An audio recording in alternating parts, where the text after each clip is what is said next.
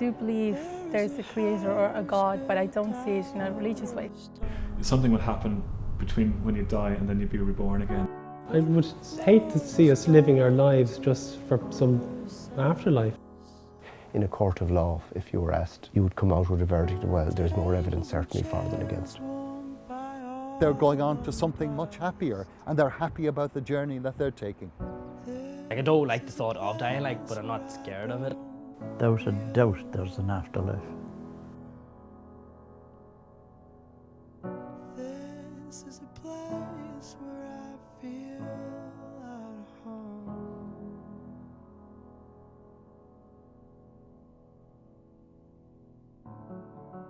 You start to shut down peripherally. You know, your hands, your blood supply to the less vital areas shuts down. So patients, as they start to die, would become, their colour would change. They become slightly bluer or greyer, or just a vague colour change. Their peripheries would become colder, and their pulse becomes weaker, what we call thready. And then their heart will stop beating. That's what they die of, is their heart ultimately fails. I'm generally quite sceptical about the idea of there being life after death and us having a soul. As regards measuring the physical impact or presence of a soul, I would have absolutely no belief whatsoever that can be done. Not being in the immediate danger of dying, I would tend to say no. I don't really believe that there is life after death, or that we have anything other than consciousness generated by pathways in our brain. The Catholic Church believes that we're composed of two things, body and soul. And they believe that when you die, your soul, or your spirit, as it's very alluded to, leaves the body and goes before God.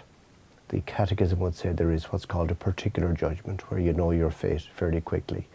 And then at the end times, there's called a general judgment, when all of the various souls are brought together again, and their fate is revealed to them. There is an intermediate state called purgatory, kind of a cleansing state. The word purgatory is the same word as purgative. The idea is that practically nobody would die without sin in their soul, so there has to be some element of purification. So purgatory is simply the purification that souls who are on their way to heaven go through before they can enter the fullness of the kingdom. Traditionally, it's described that you see, you go into a cave, or you see a friendly, warm place that you travel into to feel safe, and then you enter into the womb again.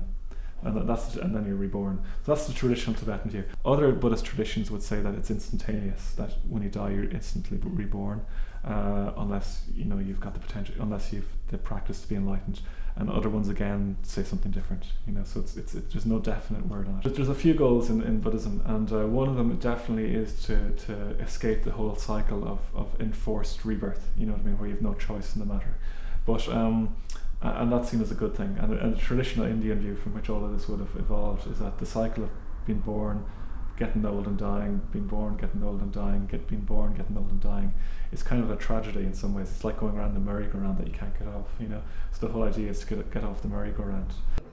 According to your life, there goes in either you go to hell or heaven. So there is a perfect demarcation of heaven and hell in our religion. According to how you do in your life, good or bad things, you will get reincarnations over and over until at the stage you got the perfect bliss, the state of bliss, and after getting bliss you are just free of any life. No more life-death circles. I think when you look at all the different religions, I think they're all interpreting basically the same thing. It's like a group of people interpreting one fundamental truth, and everybody has their own interpretation of it. I've come across an example recently where it's been suggested that the different religions are like people on, the other side of a piece of stained glass. You've all the little pieces of coloured glass, green, yellow, red, pink, purple, and behind it you've got a big light. And the light is the fundamental truth, and that's coming through all these other pieces of glass. They all end up being different when it comes to the other side, and that's all the different religions and their interpretations of what goes on. So I have no difficulty understanding what the Buddhists are suggesting, what they're putting forward, or what the Hindus are putting forward, or indeed the interpretations of Shiva or Vishnu or Jesus or whatever. But these, I think a lot of their fundamental truths have been lost over time. Well, I mean, if I wish to believe in it, that would be okay. I don't see that there's any indication whatsoever of any evidence of any sort of afterlife. An awful lot of the promise of heaven and hell that church organizations have promulgated over the millennia is extremely useful as methods of social control. You get people to behave. If you threaten them with really terrible, terrible things or promise them really, really wonderful things that last forever, that's pretty good. Now, I don't think it's all that. I don't think it is strictly cynical, but yeah, there is a fair bit of that, which changes morality into mere prudence. As far as I know, we have no evidence of anything happening after you die. I suppose after a while you tend to think a little bit like a scientist, so when somebody says something to do with religion or alternative therapies or whatever, you tend to ask yourself, well, where's the evidence? I wouldn't actively discount it, but I would say, well, where's the evidence for life after death? And that's sort of a mode of thinking you get into after a long period in science, I think.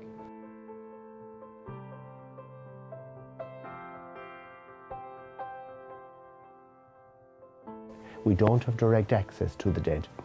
In our Catholic faith, it's called divination, and any attempt to contact the dead is strongly forbidden by the First Commandment, that any contact has to be a sacramental one through Christ, that everything must pass through him. He's our conduit, he's our connection with those who have died. And that's why the Catholic Church would have great belief in masses for the dead, because we believe it's our way of staying in contact with them and their way of staying in contact with us, but we don't have any direct line. When I was about 15, I realized that I could sense energies and connect maybe with other energies as well, and help people and read people's energies and guide them. I just have a blank notepad and a pen, because sometimes I get messages as well through automatic writing, or I get maybe some images, so I draw them, and it helps me to explain the message that they have for the person taking the session. And then what I say to them, like, I know they have questions, but I say, I'm just going to start with what I get, and then we'll take it from there, because I have no idea what's going to happen in the session before it starts, because they take over that. Till you're about 6 or 7 or something, your brain's a blank canvas, really. Like, you start getting information from your parents, and you learn from what you see and what you're told, and then all the preconceptions from your parents and society and school or wherever you go to, you absorb them. But until you reach a certain age, you don't have any of them. You don't think things are good or bad, things just are. We subconsciously start questioning everything. They're like, okay, so this is not right. And then you start losing it somehow. But if you encourage a child to just keep sharing what they feel and what they see, and say, no, it's okay, and it's natural that way, see how the kid grows up. It's fascinating. When I was 2 years old, we'd gone to Mum's uncle's graveyard, it was Uncle Bernie. And she'd opened the gate of the graveyard, and she was on her own with me, and like it was just me and herself. And as soon as the gate opened, I was running off, and she was trying to catch me. She thought I was just being a tearaway, like whatever. But I ran straight to my Uncle Bernie's grave, like I'd never been there before in my life. And I'd start talking and laughing and playing with somebody and going, I see you, I see you. So that was the first sort of thing that Mommy thought, oh Jesus. I have a cousin who's a medium, like a psychic medium or whatever, like, and she reads fortune and everything and that, and she says I have something, like, but you're just too scared to do anything. Like, I have a terrible phobia of the dark, so I do. So that'd be a whole thing, like, because if it ever came to me in the dark, like I've seen, like, this room, I've even seen stuff in, like, I think you can make a choice whether you want to hang around here or you want to go on wherever you can go. Like, I don't know if there's a medium where you can, like, sort of go back and forth as you like. I think that if you make your choice to stay here, you stay here. But if you want to go on, you go on and you stay on, like. The vast majority are clearly chancers.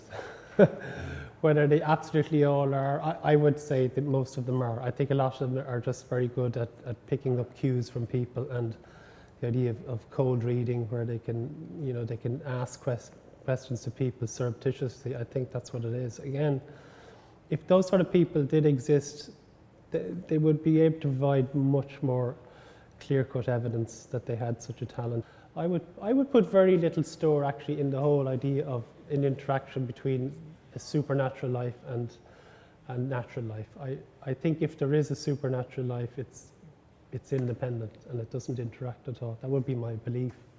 The first commandment would be very clear that mediums, seances, the Ouija board and all of those are outside of our freedom, that we're not allowed. It's almost like when you go to you might go to a lake or a sea and you see a sign that says no swimming beyond this point, because out there are dangerous tides and currents, and if the person decides to go into that water, you've effectively put yourself outside of the lifeguard's protection.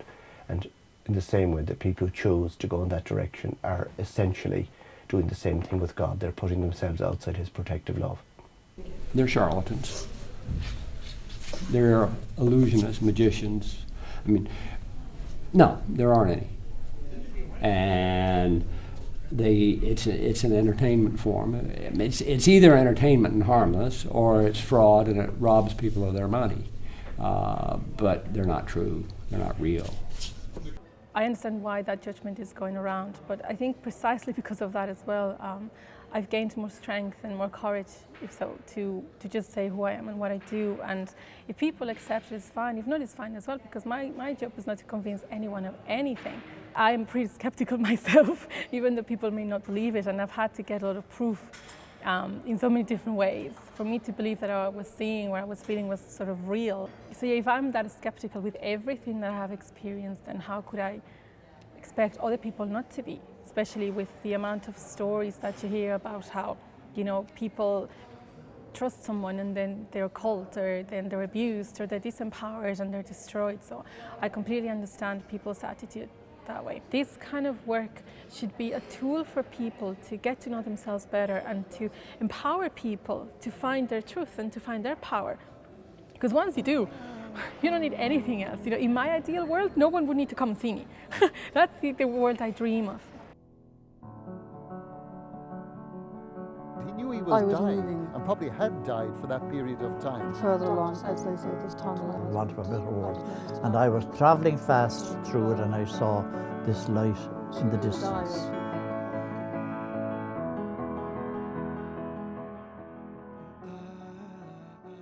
We're very honoured tonight because we have one of y'all's biggest stars in the room. Is Colm Keane. Colm has worked in RT for many years. He's written 18 books, and one about Padre Pio, if I'm not mistaken.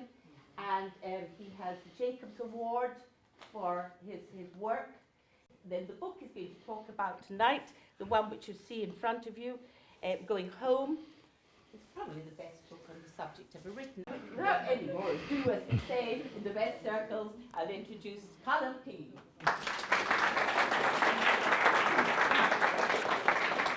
What we're talking about when we refer to a near-death experience is really a medically defined condition. It's or syndrome. It's a collection of happenings or occurrences that actually take place around the time of death. First of all, a person must die, even for a short period of time. It could be for 20, 30 seconds, it could be for a minute, 2 minutes, or maybe a little bit more. Normally, that's as a result of a heart attack. It could be a near drowning, it could be a car crash, and then something departs their body, something moves away from it, be it the spirit or the soul or the mind or the consciousness. They travel through a dark tunnel-like space. They feel extremely warm and happy, very contented and very at peace. And they travel towards this bright light that they really want to get to. It's estimated that about 5% of the population will have had a near-death experience. Years ago I would have laughed at it and thought it was some kind of psychological aberration, but in fact a number of my friends have had it, and I would certainly believe their experiences, which were remarkably similar, the journey down the long dark tube and the entering into the beautiful kind of meadow-like situation, and the beautiful music, and some of them talked about colours they've seen in their state which they've never experienced on earth, but above all the intense happiness they experienced.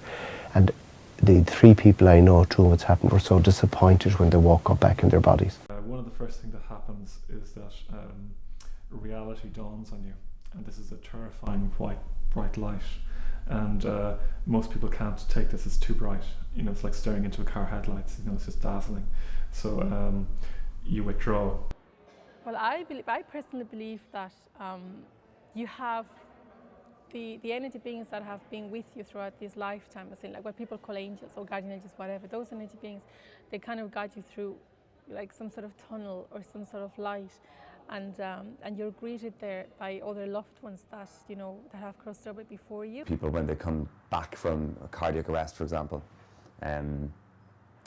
or prolonged, say, freezing, prolonged immersion in cold water, or you know, a road traffic accident, or a sudden cardiac arrhythmia, sudden when your heart stops beating. I have heard of people talking about their life flashing before them, and about this infamous light. You know, talk about people who've, you know, their heart has stopped and they've had some sort of unusual experience. They're usually, you know, that's happening under conditions of great trauma. So, you know, the evidence that they bring back from the dead, so to speak, could be anything. It could be the impact of biochemicals in the system. It could be something to do with brain pathways. It could be really anything. And not being an expert, I just wouldn't, you know, trust people's descriptions of going down tunnels and seeing white lights. That to me could be anything. The biggest problem with that, of course, is what about people who are not on drugs at all, who are not being given drugs? What about the man who has a heart attack at a supermarket and he drops dead, you know, for 20, 30 seconds, has a near-death experience, and he's not near drugs at all? I don't think it's enough of an explanation. I think it's probably a cop-out of an explanation. I think there's bigger things out there, and there's things we don't understand. The bottom line is that science has examined this now for 35 years, and it's never come up with a scientific conclusion or explanation. It doesn't mean that tomorrow that it won't come up with one. It's possible it will. I think it's unlikely. There are 3 particular types of visions that I look at in the book. The first is what's called deathbed visions, where somebody is dying, that somebody comes to greet them and bring them and welcome them to the other side. These are commonly reported, have been throughout history, and there are many very substantial cases. I was conversing with my grandfather, who has been dead a long time. He was more real to me than people around me. It was like I was living in his world. I was hovering around staying here or moving on. That sounds very confusing, doesn't it? It was actually a very confusing time. Shortly before this man died, he was surrounded by his family, his wife and family. And just, I'd say, a minute or 2 before he died, he opened his eyes and looked up as if he recognised somebody coming towards him. Now, I don't know if it was a family member or a saint or the Blessed Virgin, but I could see the smile of recognition and a smile of happiness just enveloped his face. Now, some people might say that's a hallucination, but for about a minute I saw this phenomenon. And he died very shortly afterwards, this kind of beatific smile on his face, as if he had recognised somebody who was coming forward to meet him. Just maybe as at the airport you'll see the smile of a mother greeting her daughter, and the daughter greeting her mother. Is that sort of smile of recognition, I have no doubt. People come back to help people in their time of need. That, in other words, when people are undergoing difficulties in their lives, severe troubles, that they come back to help them out. I've seen sometimes visions of like the soul crossing over, having like a meeting with some counselors, like, and reviewing the life that you've left here, just without any judgment. They check what level you're at, and you decide what you do next. You either help someone here, that and that way, you know, you can keep growing your soul from the other side. I was moving further along, as they say, this tunnel, and that was there. The tunnel was there. The moving, I saw, at the end of it, I saw my grandfather standing there, waiting for me, because I was very close to him, and he died a long time ago, but he was my closest relative. At that stage, my children were small. They would have been 6 and 4, and a mother doesn't want to leave her children behind. But I felt, well, I am moving on, and they're in the world, and it's their life, and not that I wanted to leave them, but I had this knowledge that it's their life now, and I'm moving on. What turned me around, turned me back, was I heard a voice saying, "You can't come here yet, you have to go back, you have children to look after." So that's when I came back, I suppose. I don't remember coming back, but I remember that sentence. I feel quite, emotional about saying that.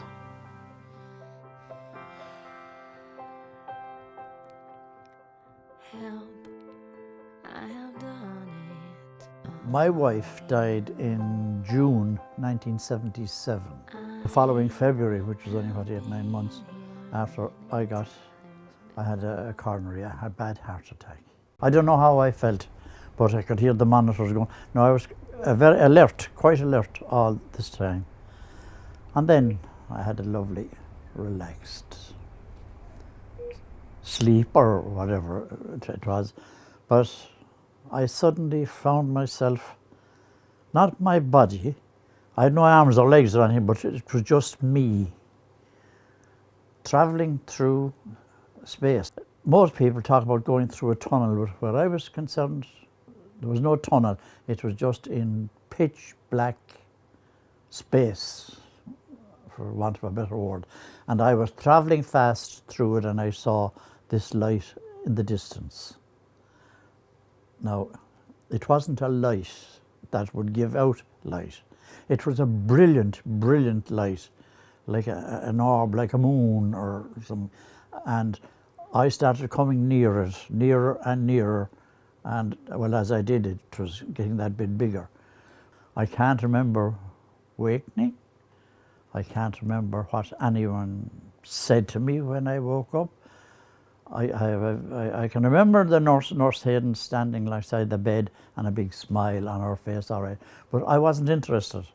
All I was interested in is why, the disappointment, why I couldn't get into that light. Afterwards, when I suddenly began to think, what type of man am I at all, that I was ready to leave my 6 children without a father or a mother? They already had lost their mother.